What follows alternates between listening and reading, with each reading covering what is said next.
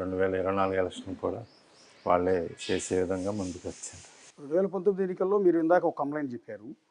ఆ పార్లమెంట్ సెగ్మెంట్లోకి వచ్చి ఒక 2 నియోజకవర్గాలు నరసాపురం, ఇంకో కాన్స్టిట్యున్సీ చెప్పారు. తాడేపల్లిగూడెంలో ఉన్న నాయకులు కొంత సపోర్ట్ చేయలేదు, ప్రచారం చేయలేదు, దానివల్ల ఓడిపోయాను, ఆ మార్జిన్ అందువల్లే వచ్చింది అని. అట్లాగే పార్టీ అధిష్టానం నుంచి కూడా మీకు ఆ ఎన్నికల్లో ఖర్చు పెట్టడానికి ఫండింగ్ రాలేదు అనేది నిజమేనా? అవి వద్దులేండి, అవన్నీ ఎందుకులేండి, పని అయిపోయింది కదా. అవ్వకుండా ఉంటే మనం మాట్లాడుకోవచ్చు, అయిపోయింది దాని గురించి మాట్లాడుకోవటం కలిసి వచ్చేది ఏం లేదు. ఈసారి అయితే ఎట్టి పరిస్థితుల్లో ఉండి నుంచి ఎమ్మెల్యేగా బరిలో దిగబోతున్నాం. ఖచ్చితంగా దిగుతా.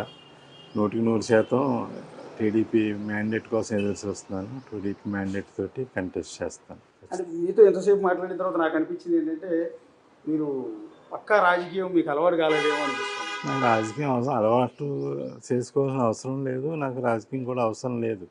నా స్వతహాగా నా లక్షణం సేవ చేసే లక్షణం. నేను ఇప్పుడు రాజకీయాల్లోకి వచ్చింది కూడా సేవ చేయడానికి వచ్చాను. తెల్లారులేగితే సేవ చేయడానికి ఆలోచన, ఎవరైనా 10 మందికి ఎలా ఉపయోగపడాలనే ఆలోచన ఉంటుంది తప్ప మనం రాజకీయం గురించి నాకు ఎక్కువ ఆలోచన ఉండదు. ఇప్పుడు నేను రాజకీయాల్లో నేను ఎందుకు అడుగుతున్నానంటే మీ ఉన్న సీట్ని మీ బంధువు కదా అని ఒక అతన్ని తీసుకొచ్చి అక్కడ నుంచోబెట్టి పార్టీకి పరిచయం చేసి సీట్ ఇప్పించారు.